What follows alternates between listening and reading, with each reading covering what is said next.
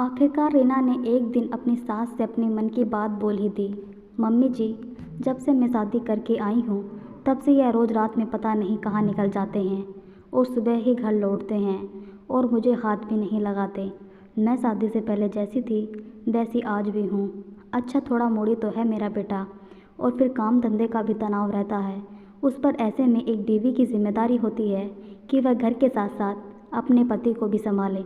अगर पति उस पर किसी वजह से ध्यान नहीं दे रहा है तो अपनी अदाओं से उसे रिझाएं और पति की मर्ज़ी के हिसाब से चलकर उसे खुश रखें।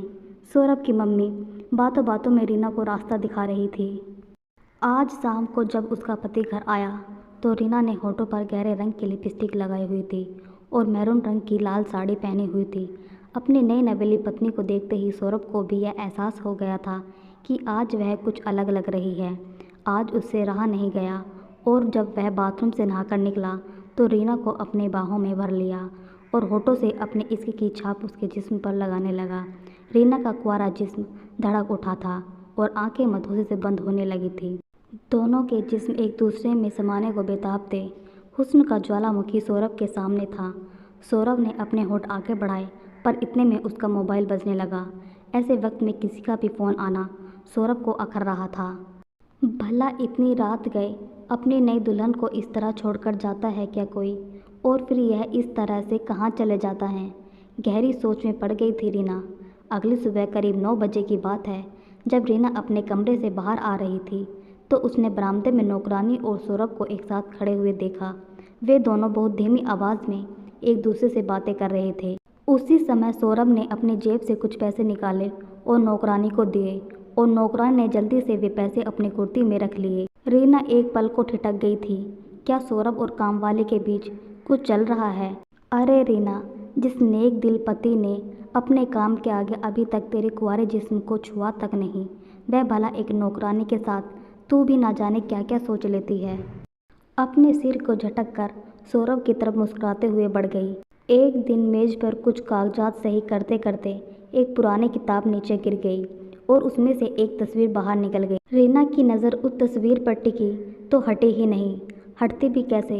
यह तो उसके पति सौरभ की तस्वीर है जो सिर पर सहरा बांधे किसी और के साथ है।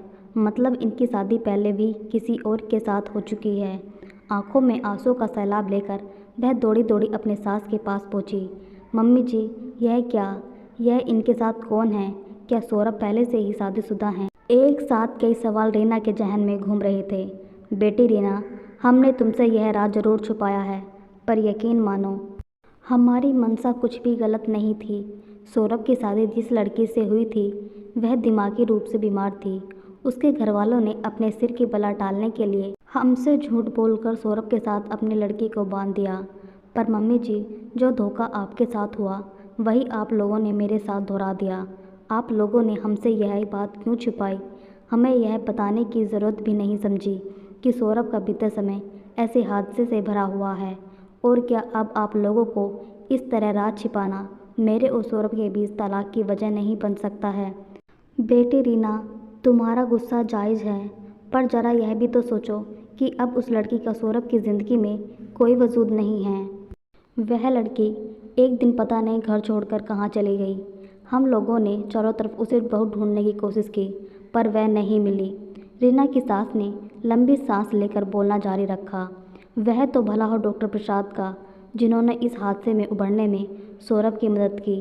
अब अगर तुम उसे छोड़कर जाना चाहती हो तो जा सकती हो। मेरे बेटे के नसीब में औरत का साथ ही नहीं है शायद। मम्मी की आंखों में आंसू उतर आए थे। रीना अपने कमरे में लौट आई और अपने आप को घर के कामों में मसरूफ़ कर लिया। बेटी रीना, मैंने तुम्हें डॉक्टर प्रसाद के बारे में बताया था ना, जिन्होंने सौरभ का इलाज किया था। उनसे हमारे घरेलू संबंध हैं और वे लोग आज शाम को हमारे घर खाने पर आ रहे हैं, इसलिए कुछ अच्छा सा बना लेना। जी मम्मी जी, ठीक है, मैं सब संभाल लूँगी। दिन भर किचन की मेहनत के बाद शाम को खाने की मेज़ पर जब उसके बनाए खाने की तारीफ़ होने लगी तो रीना के दिल को सुकून मिला। रीना, ज़रा हमारे साथ भी तो बैठो, मिसेज प्रसाद कहते कहते उठकर किचन में आ गई थी। प्यार तो खूब करता होगा सौरभ तुम्हें? मिसेज प्रसाद ने पूछा।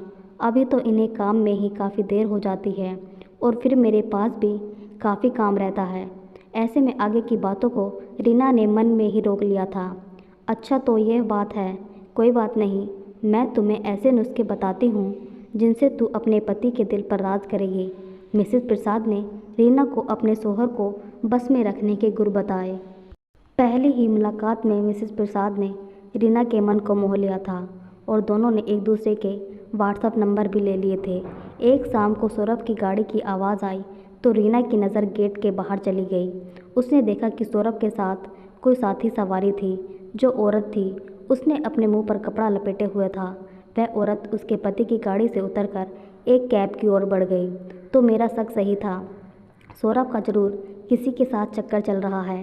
रीना अपनी सास के पास गई और बोली, मम्मी जी, मेरा शक सही था। मैंने इनके साथ एक औरत को देखा है जो इनकी गाड़ी से उतरकर जा रही थी। अरे ममता, तू बेवजह शक कर रही है। मेरा बेटा बहुत रहमदिल है, इसलिए मोहल्ले में रहने वाली किसी औरत को उसने बिठा लिया होगा। मम्मी जी ने फिर से रीना की बात को खारिज कर दिया। रीना परेशान हो उठी। वह जानती थी कि यह बात मम्मी अभी तक मानी नहीं और मायके में भी बताने से कोई फ़ायदा नहीं होगा। रात में जब सौरभ आया तो रीना ने उसे बताया कि उसके पिता की तबीयत अचानक खराब हो गई है, इसलिए उसे 5 दिन के लिए अपने मायके जाना पड़ेगा। उसकी इस बात पर सौरभ ने ऐठ कर कहा कि उसके पास समय नहीं है, इसलिए वह माँ के साथ चली जाए। रीना का मायका इसी शहर में था, इसलिए वह अपनी सास को लेकर मायके चली गई। रीना और उसकी माँ के घर से जाने के बाद सौरभ किसी को मोबाइल पर फ़ोन करने लगा। हाँ सुनो, आज रीना और माँ दोनों बाहर गई हैं और वह भी पूरे 5 दिन के लिए। ऐसा करो, तुम अभी आ जाओ, हम दोनों खूब जमकर मस्ती करेंगे। और हाँ, अपने हाथ की बनी बिरयानी ज़रूर लाना।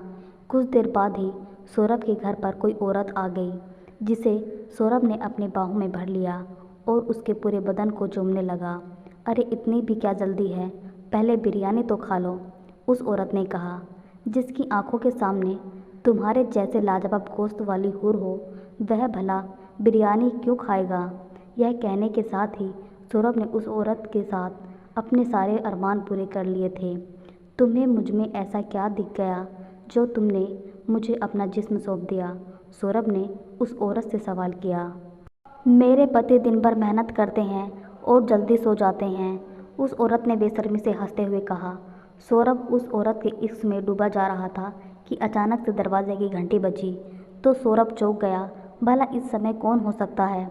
उसने एक चादर अपने बदन पर डाली और दरवाज़ा खोला तो सामने उसकी पत्नी रीना को देखकर चौंक गया।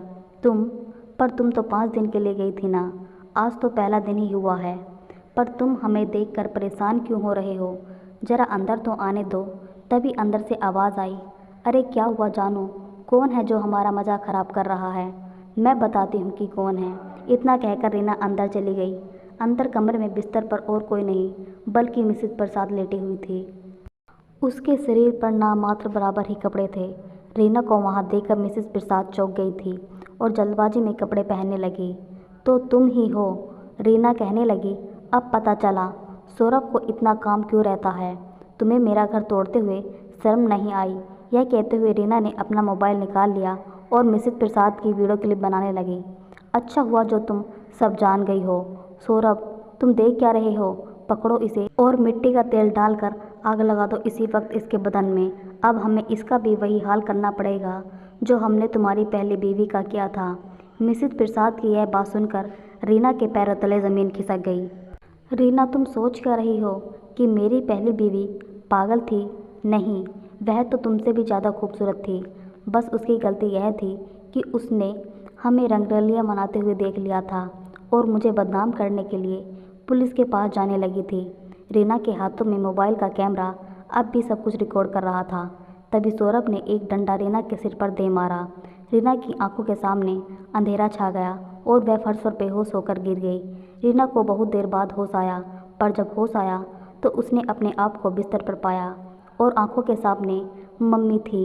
मम्मी उसे देखकर मुस्कुरा उठी। अब चिंता की कोई बात नहीं है बेटी, भले ही तुम मेरी बहू हो पर मेरे लिए सौरभ से बढ़कर हो।